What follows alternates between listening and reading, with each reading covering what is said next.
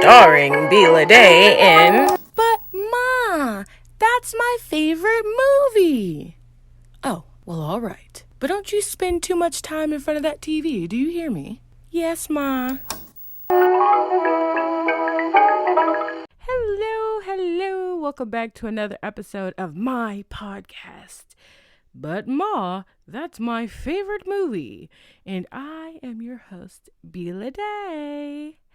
And we have a great episode for you today. But before we get into that, of course, I always have to thank my listeners. Thank you so much if you are a returning listener and you have, been listening to, multiple episodes. I appreciate that. And guess what? You're a real one. Period. Now, if you are a new listener, well, then welcome. Thank you so much for coming to my podcast, giving this episode a chance. And you know what? You are definitely in for a treat, which I hope will keep you coming back for more. All right. Well, let's get into this episode here. All right, so this episode is titled, But Ma, That's My Favorite Disney TV Movie. So this is like the opposite of the Nickelodeon episode that I did. Well, not the opposite, but it's like another variation. So we're still getting into TV movies. But this time we're getting into the Disney side. Now, this episode may be a little bit more just for my 90s babies because I don't know. I don't think 80s babies was checking early Disney in the early 2000s like that, to be honest. Yeah, we are getting into Disney TV movies. I know I grew up on super nostalgic. I love me some Disney. Disney, when they started, coming up in the channel network game where they were appealing more to kids and putting out, really great content that was super entertaining, they really did it. And they just really, they just took over the game with it. And so most of the movies we're going to be talking about, actually, I have a movie that's from the 2000s, and then I have a movie that's from the late 90s, which is a real throwback, y'all. But yeah, let's go ahead and just get into this. Okay, so the first movie that we're going to get into today, Lights, Camera, Action. Address, 1 Maple Lane, Sunnyvale. Sunnyvale? What state's that in? The Sunshine State? Oh, Florida. Okay, y'all. So, I don't know how to really change up my voice like that. But if you couldn't tell, that was two different people in dialogue. There was like a receptionist and then Eve. So we have Eve, who is played by Tyra Banks. And then we have the receptionist. Her name is actually Ellen in the film. And her real name is Jillian Fargy. And when I was looking over Life, let me get into the title here. So the movie we're going to be talking about first is Life Size, okay? And when I heard that part, that dialogue, I cracked up laughing because Eve is like, the Sunshine State, or what did she say? The Sunshine State? And she's like, oh, Florida. She just assumed it was Florida, but Eve never specifies where it's actually at. So I thought that was too funny. All right, so this movie was released March 5th, 2000. And I actually have a little bit of history here.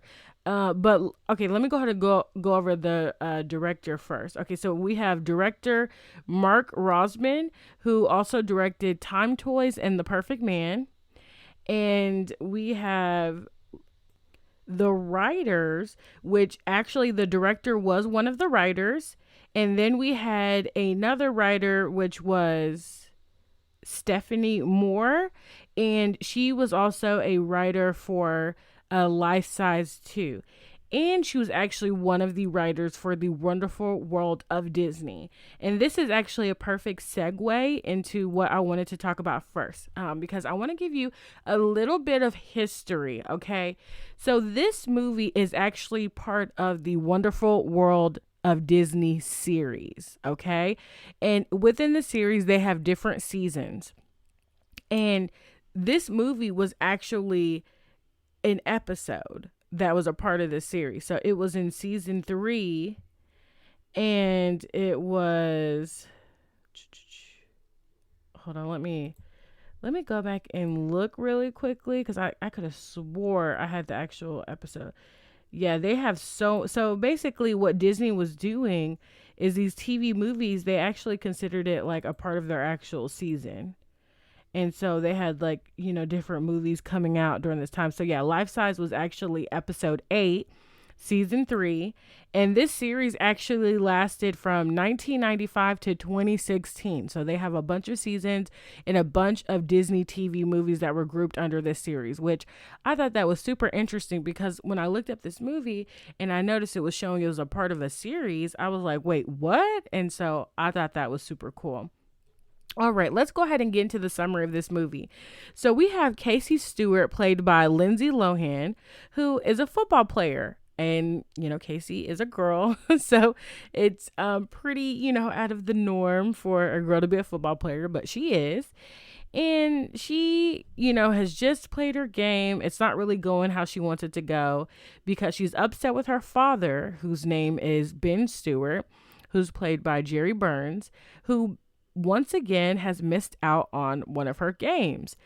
And this causes her to lash out, not play as good as she can. And it's just, it's just not good. Now, Ben is usually busy with work because he is a single dad, and his wife actually died 2 years prior. So it's very hard for him to make time for Casey, or even have a dating life for that matter. So pretty much, I'm guessing since his wife has died, he's pretty much just buried his head in his work. And that affects his relationship with Casey, because she wants him to be there, but he's having a hard time being there for her, if that makes sense. Now, Casey, of course, she's still grieving about her mother's death, because when a death occurs, you're not going to easily get over it, especially someone like your parent and them passing away. So she's still grieving over her mother, and she comes up with this idea to resurrect her mom. She believes that she can bring her mom back to life. And if she does that, she thinks that's going to make her life so much better.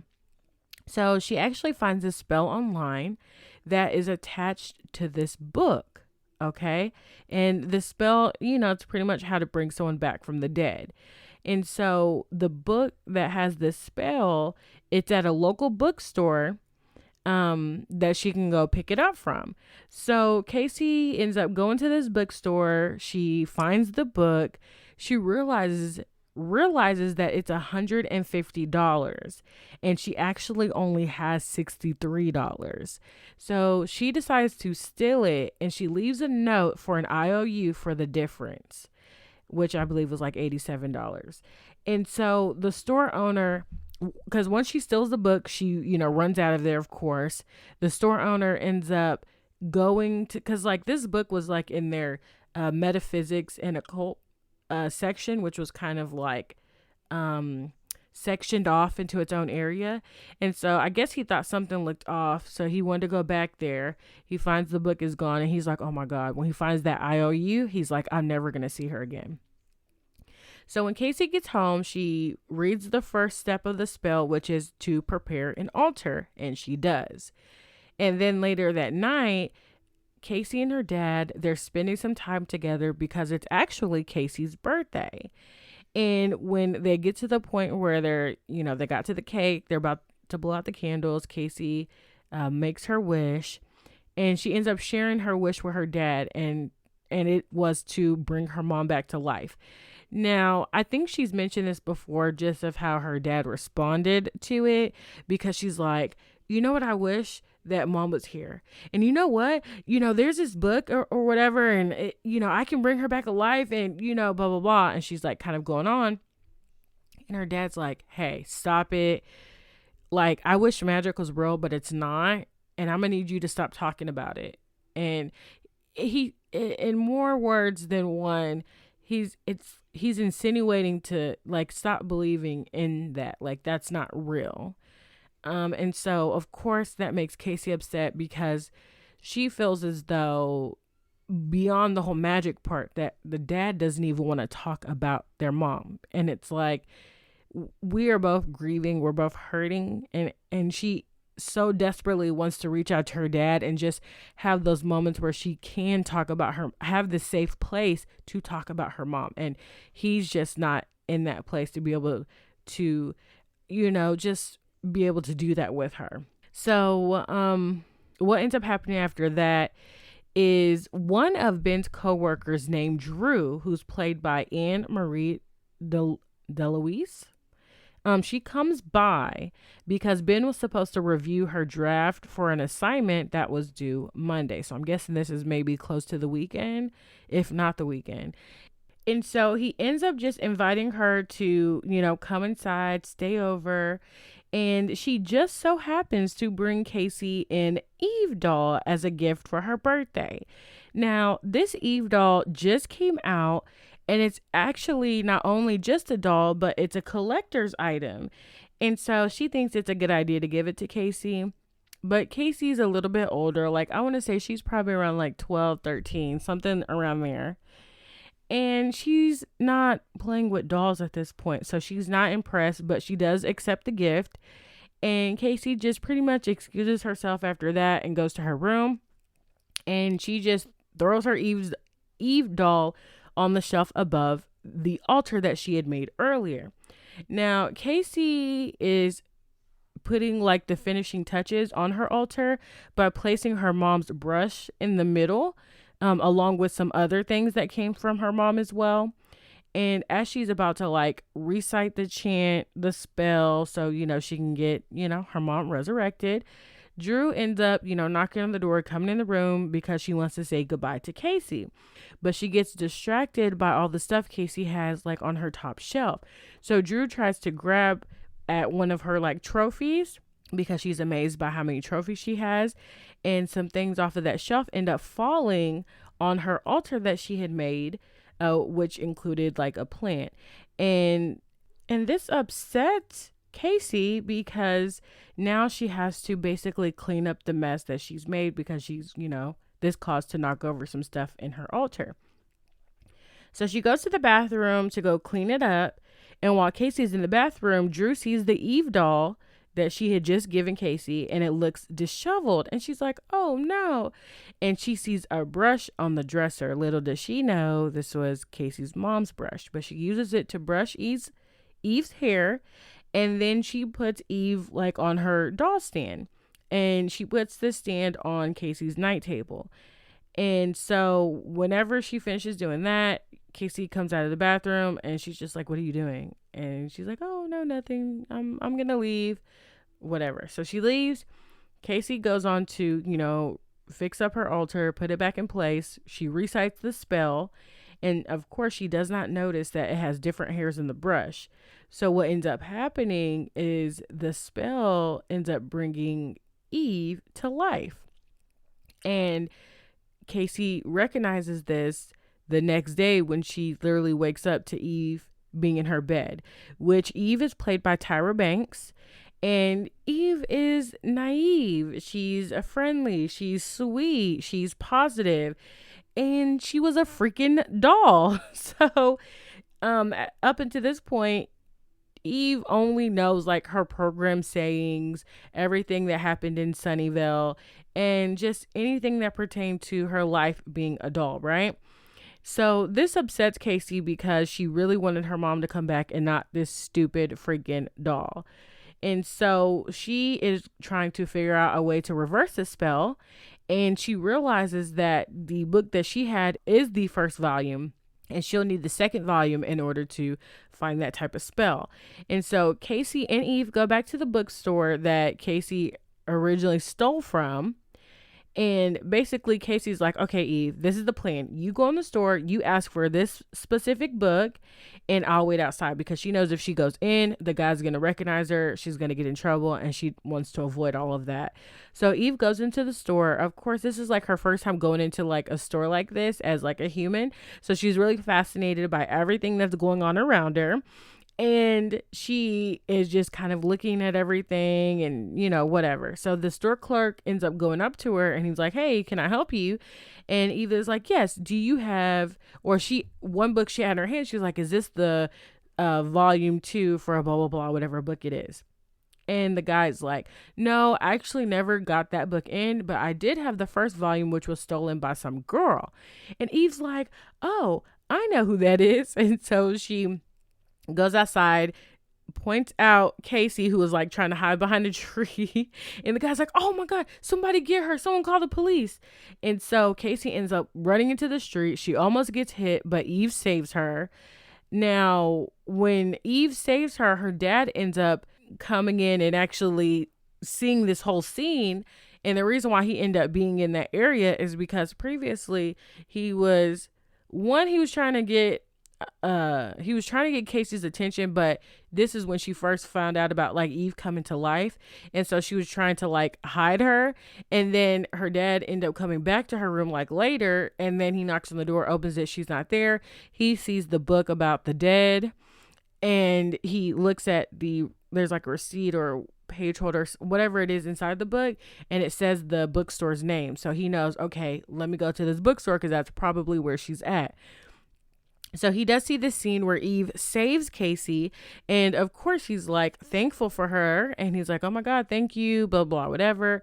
Everyone's good. Everything's good. And pretty much what ends up happening is Casey hates Eve. And, of course she wanted her mom back, not her. So she's basically trying to convince her dad that Eve is a freaking doll and she's been brought to life. She's not a real person. But of course her dad doesn't believe in magic. He made that clear before. So he's like, there's no way. Like she's an actual person. Like I can see her. She's human. And so as she's trying to convince her dad this and, other stuff is going to happen. And so she's basically trying to push Eve away as, her dad is almost like pushing her closer. And so it's just that type of thing. And this is a really, really cute movie. And we're talking about early Lindsay Lohan. So I did the Mean Girls episode where we got, older Lindsay. And so this one is a younger Lindsay. And this was like when Lindsay was, in her prime with her acting and everything. She was just really, really good. All right, so let's go ahead and I'm going to talk about just some standout scenes in this movie. So there is a scene where Eve goes shopping, and this was actually right after the bookstore scene. When her dad's like, oh, is there any place like I can give you a ride to? And she's like, the mall. And so he ends up taking her to the mall. I'm like, huh? Why would you take her to the mall? Like, he should have been like, is there a home I could take you to?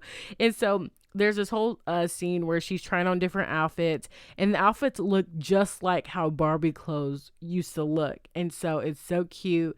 Very nostalgic, because I played with Barbies when I was younger. Me and my sister did. And we had so many outfits. We had so many dolls. We had furniture. We had the cars. We had everything. So that was super neat how they did that. And another scene is Ben takes Casey and Eve out to a restaurant.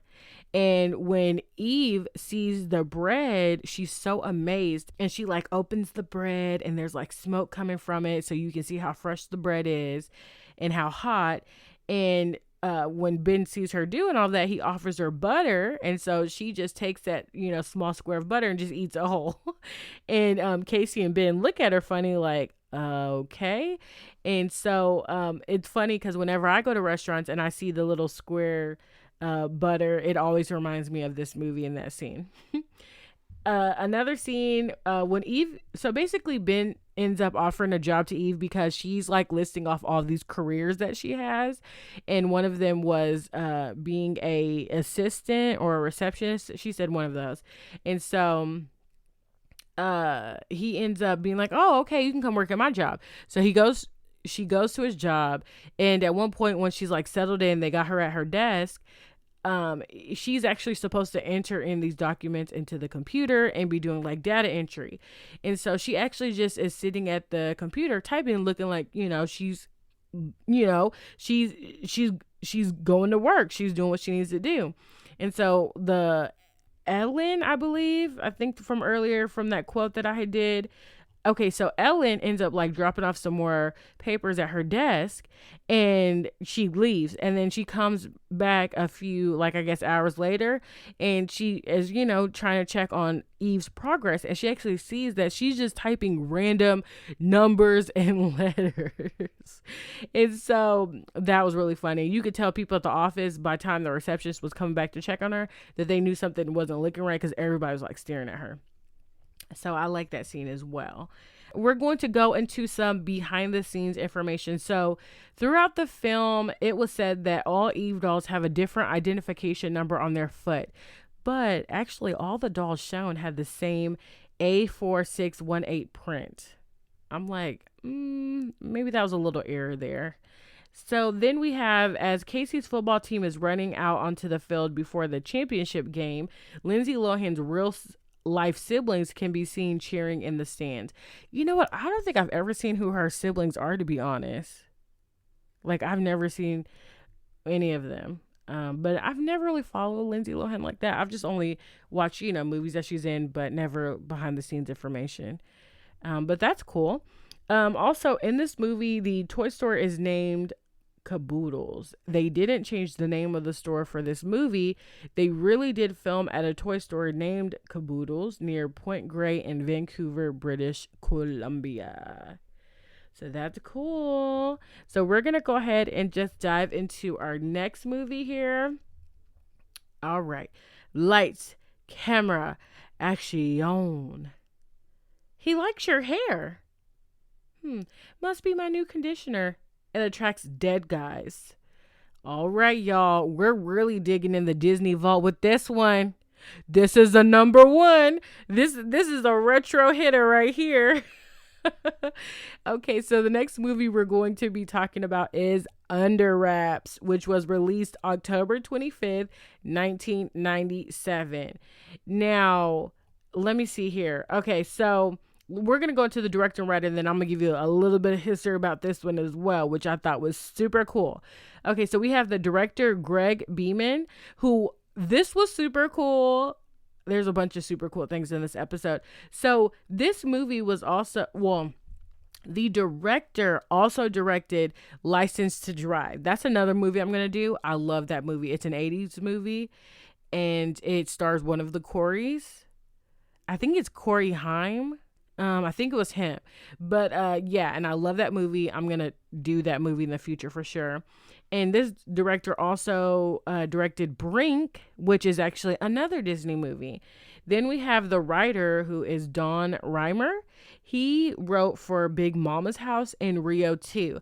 And I thought, wow, that's really interesting. So he did a movie like this, and he did Big Mama's House as well. All right.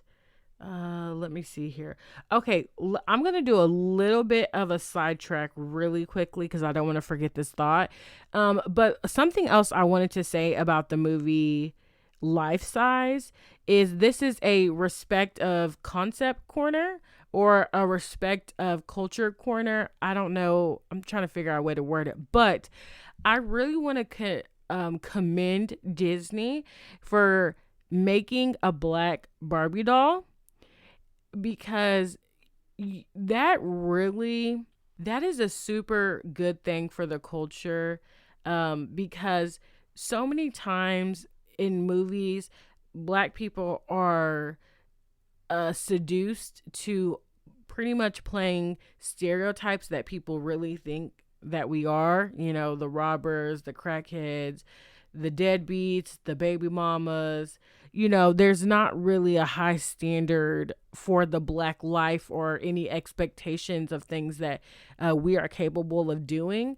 And so in this movie, I mean, they could have easily had your typical Barbie doll, right? And they chose someone like Tyra Banks, who is beautiful. And they just chose to have a black Barbie doll. And it wasn't anything that just looked out of place. It was absolutely perfect the way they did it.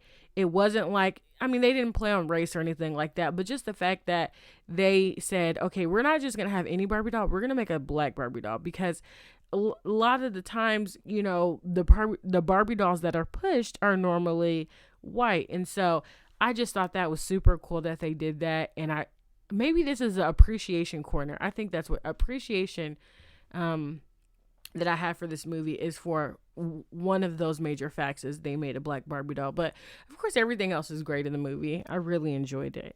All right, so let's get back to Under Wraps. Sorry for that, guys. I didn't want to forget that thought. Okay, so yeah, so going into the history of Under Wraps. So remember I said this is like the number one, this is really digging into the Disney vault. So this is actually considered the first Disney Channel original movie ever premiered. And this movie was not a part of the Wonderful World of Disney series. This one was actually considered a movie versus Life Size, which was under the series. And so this wasn't considered like an episode, they consider it as an individual movie.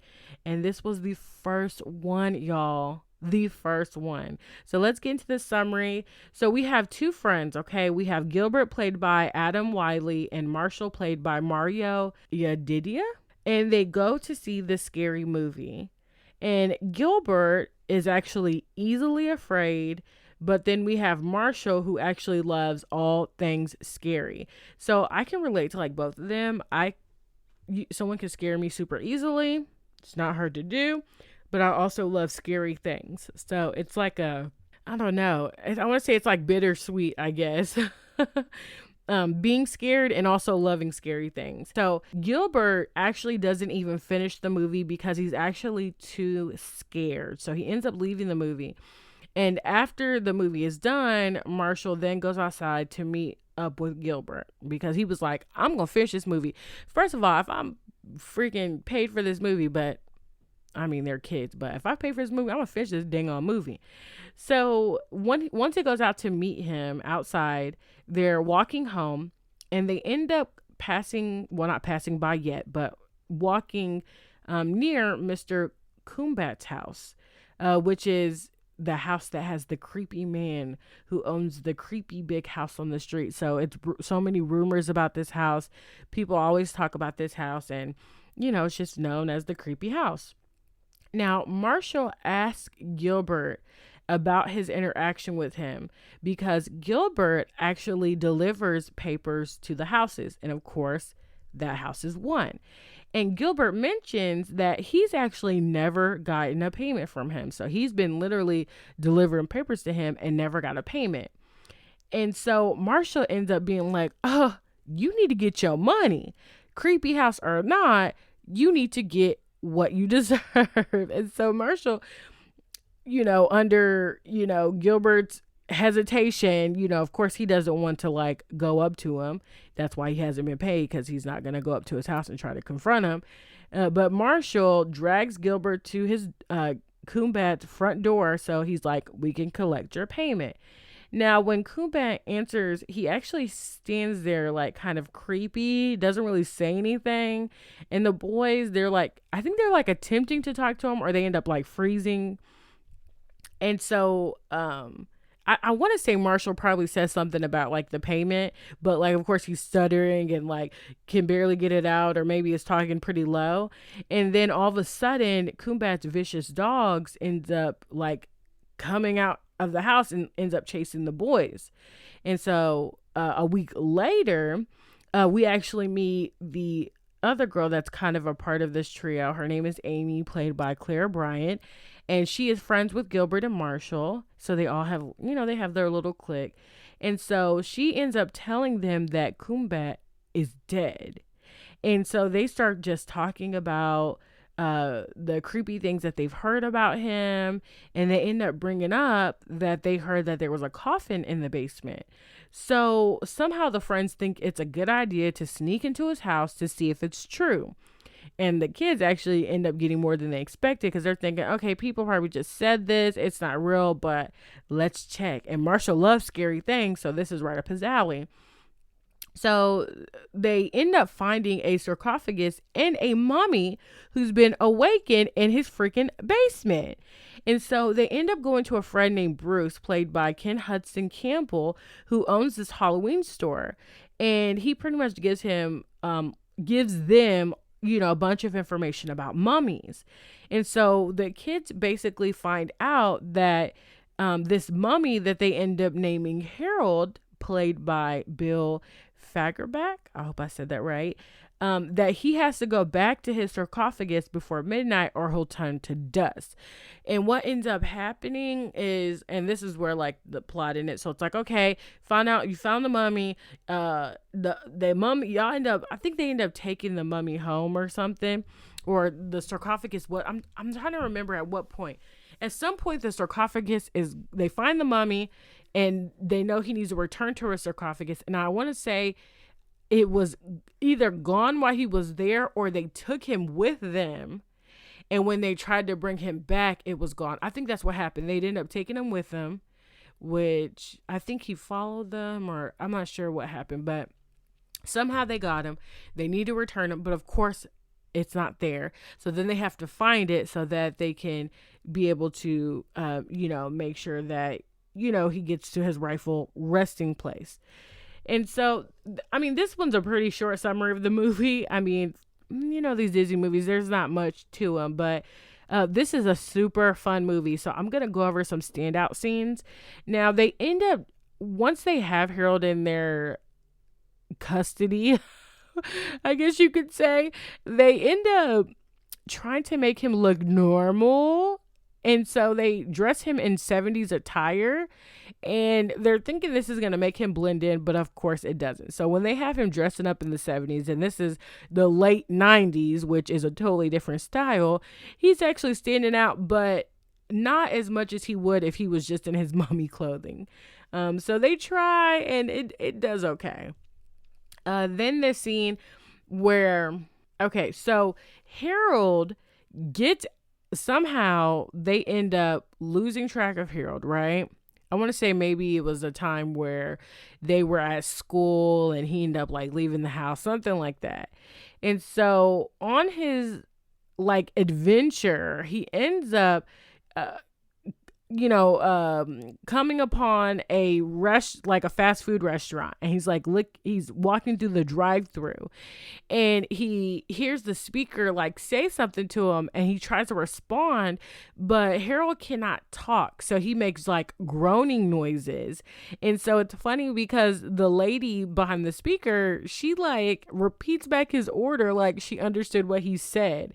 And I thought that was too funny because it's like, girl, you did not know what he said, but she just repeated back like she knew. Okay, so another scene we have. Okay, so a mom is kneeling down in front of her little son to fix his costume because this is around Halloween. And Harold is actually drinking a soda behind the mom, like probably maybe like a foot away, something like that. And so the boy sees Harold and he's like, that's an ugly man. And the mom tells her little boy, it's not nice to call people that. And there are just some people that are special. And the little boy says, well, he's real special then. And that scene is too cute because, kids are like the most brutally honest people. And so the fact that he picked up on what his mom said, like, that was too cute. And then let's see. Okay, so the actor who plays Harold, Bill, he actually plays another role in this movie. He plays he plays Marshall's mom's like new boyfriend. So I thought that was cool. So he played, two different roles in this movie. And then he also does the voice of Patrick from SpongeBob. And we're going to go ahead and segue because I can't forget this part. We're going to go ahead and talk about the cast. So Adam Wiley, who plays Gilbert, was also in Picket Fences and The King and I. We have Mario Yedida, who plays Marshall. and he was in Warriors of Virtue and Jack. We have Claire Bryant, who plays Amy. She was in True Confessions, which is another Disney movie that is good as well. And that one, I believe, had Shia LaBeouf. Oh, yeah, you got to check that out. Really good. And she was also in the Buffy and the Vampire Slayer show. We have Ken Hudson Campbell Bruce, who plays in Armageddon and Groundhog's Day. We have Corinne Bohrer, who plays Marshall's mom. She was in Police Academy 4, Citizens Patrol. We have Penny Pacer, who plays Amy's mom. She was in the In-Law series and Crazy Like a Fox series. We have Ed Lautner, who plays Kumbat, who was in Cujo and Not Another Teen Movie. Then we have Bill, and like I mentioned, he does the voice of Patrick on SpongeBob. And we have Tom Virtue, who was the movie dad, and he was the dad on Even Stevens and Green Book. And Bill was, he did the voice of, well, he played Harold, and he also played Ted. And okay, another little tidbit I just want to say real quick. So this movie, I could have swore when Disney Plus first came out that the movie was originally on there. Now, I will tell you this. If you are interested in watching this movie, it is available to rent on Amazon Prime. I think you can rent or buy it on Amazon Prime. And yeah, I just remember when Disney Plus came out, because I remember, previously, if you listened to my first episode, I've talked about this movie in my previous podcast, but when I watched it, it was on Amazon Prime. And then when Disney Plus came out, I go, ooh, if I need to do it again, I can watch it on Disney Plus. And so it turns out, I think it was on there for a little bit, and I think they removed it because I want to say that they're contracted with Amazon Prime for it to solely play on there. So that's probably why they don't have it on Disney Plus. But yeah, that's where you can go find it and watch it. And you know what, guys? That is actually all that I have for you for this episode. This is actually probably one of the shortest episodes that we have to date, guys. So we did that.